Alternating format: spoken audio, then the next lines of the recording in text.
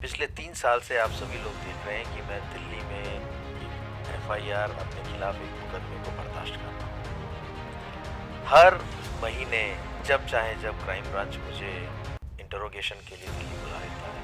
देखिए 25 साल से यूं ही तो सक्रिय राजनीति में हूँ और इनको 15 साल से इतने नज़दीक से जानता हूँ, तो इनके पिछले कारनामे और इनके जो काम करने के तरीके हैं उससे वाकिफ तो हूँ। मैं वो अभिमन्यु तो बन नहीं सकता था कि जो चक्रव्यूह में फंस जाए और अपनी मौत मर जाए, बाहर ही ना निकल पाए।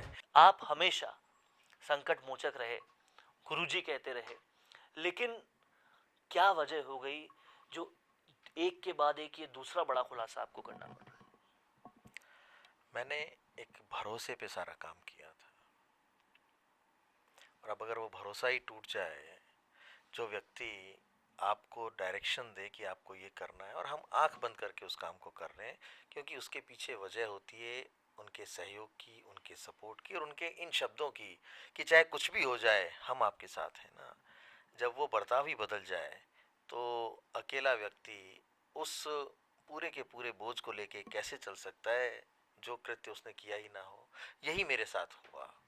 मैंने पूरी ईमानदारी के साथ, निष्ठा के साथ, हर व्यक्ति जानता है प्रदेश का कि जब 2013 में सरकार चली गई थी और मात्र 21 सीटें कांग्रेस की आई थी, तब कोई कांग्रेस का नाम भी नहीं लेना चाहता था। और 2014 में जब सचिन पायलट जी ने as a PCC chief take over किया, तो अगले दिन बड़ी बड़ी हेडलाइन छपी थी, end of Ashok Gehlot era, यानी अशोक गहलोत के युग का खात्मा, अंत हो गया। हम वो लोग थे जो उस संकट में उनके साथ खड़े थे कि आप बिल्कुल चिंता मत करो, हम हैं, वापस से सब चीज़ें तैयार करेंगे, क्योंकि तब हमने ये ठानी थी कि वापस अशोक गहलोत प्रदेश के मुख्यमंत्री बनने है और चाहिए। वापस से आपने तैयार की। और इस बीच एक बड़ा कांड सामने आया जो कि फोन टेपिंग कांड था।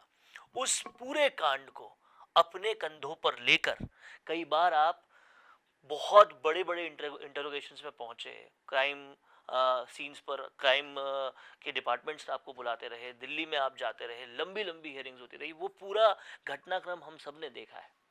और किस तरह से अशोक गहलोत के कारनामों को आपने अपने सर पे लिया, ये सब लोग जानते थे, बैक ऑफ द फ्रेम की अशोक गहलोत के कारनामे थे, लेकिन आपने अपने ऊपर लिए।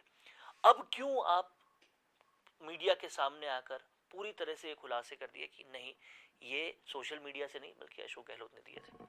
पिछले 3 साल से आप सभी लोग देख रहे हैं कि मैं दिल्ली में एक एफआईआर अपने खिलाफ एक मुकदमे को बर्दाश्त कर रहा हूँ।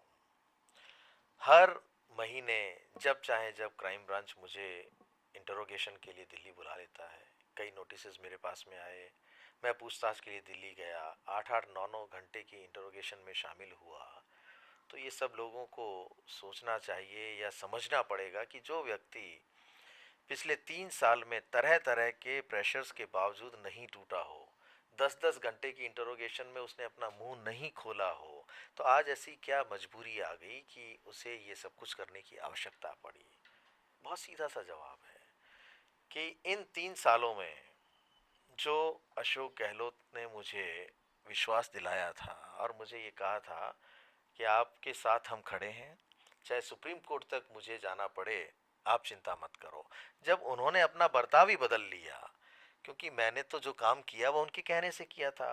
ऑडियो क्लिप्स मुझे पेन ड्राइव में उन्होंने दी, यानी मुख्यमंत्री निवास पे बुलाकर अपने चैम्बर से मुझे पेन ड्राइव दे के कहते हैं कि ये पूरी मीडिया को सर्कुलेट करो। मैंने उनके कहने पे वो काम किया, क्योंकि मैं उनका ओएसडी था, तो वो मेरी ड्यूटी बनती है भाई, मुझे मेरा बॉस जो कहेगा उसकी पालना करना, उस जिम्मेदारी के तहत जो भी आदेश दिए जाएंगे उनको मानना, वो मेरी ड्यूटी में लेकिन शामिल एक चीज की आपने पालना नहीं की थी। आपको कहा था सब कुछ डिस्ट्रॉय कर दो, फिर भी आपने लैपटॉप में कुछ बचा के रखा। क्या, बहुत सीधा सवाल, क्या आपको ये डर था कि जो अशोक गहलोत मदेरना के साथ कर चुके हैं जितना कुछ, और लोगों के साथ जितना कुछ कर चुके हैं, जिस तरह से अपने प्रतिद्वंदियों को उन्होंने पूरी तरह से निपटाया है, आपका भी नंबर आ सकता है? देखिए 25 साल से यूं ही तो सक्रिय राजनीति में नहीं हूँ और इनको 15 साल से इतने नज़दीक से जानता हूँ, तो इनके पिछले कारनामे और इनके जो काम करने के तरीके हैं उससे वाकिफ़ तो हूँ ही। मैं वो अभिमन्यु तो बन नहीं सकता था कि जो चक्रव्यूह में फंस जाए और अपनी मौत मर जाए, बाहर ही ना निकल पाए।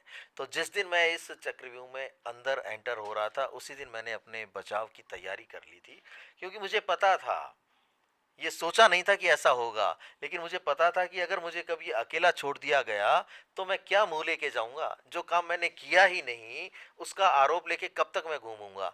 तो वो मेरे मन में कहीं ना कहीं इस तरह की बात थी कि अगर मेरे साथ कभी ऐसा हुआ तो मैं क्या पेश करूंगा। इसलिए मैंने वो सारे सबूत अपने पास बचा के रखे, ताकि मैं सच जनता के सामने प्रस्तुत कर सकूं।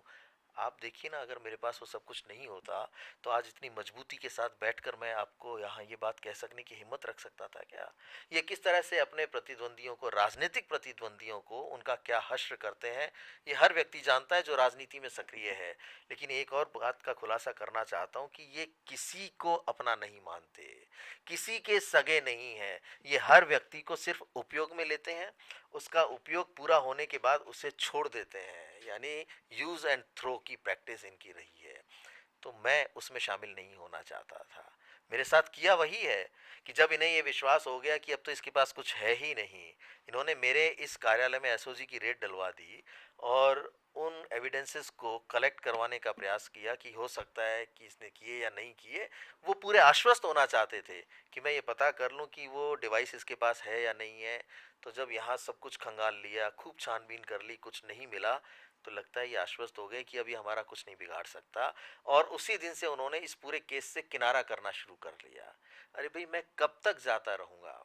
मैंने उस पद पे रहते हुए कभी भी इस तरह की कोई काम नहीं किया या आपको डैमेज करने का प्रयास नहीं किया, वरना ये काम तो मैं पहले भी कर सकता था ना।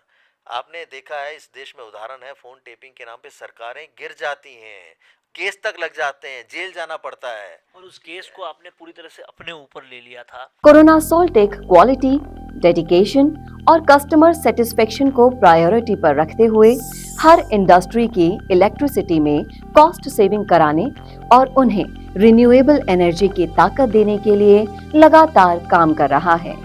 क्योंकि कोरोना सोल्टेक में हमारा मानना है कि देश के रिसोर्सेज को सस्टेनेबल बनाने के लिए जरूरी है कि हम सबका उसमें बड़ा कंट्रीब्यूशन हो। इसीलिए सोलर प्रोजेक्ट्स की टाइमली डिलीवरी करते हुए एक पार्टनर की तरह आपकी इंडस्ट्री को हम अपडेट करते हैं और हमेशा आपकी सर्विस के लिए तत्पर रहते हुए सोलर एनर्जी का पूरा पोटेंशियल आपको मिले, इसी दिशा में काम करते हैं।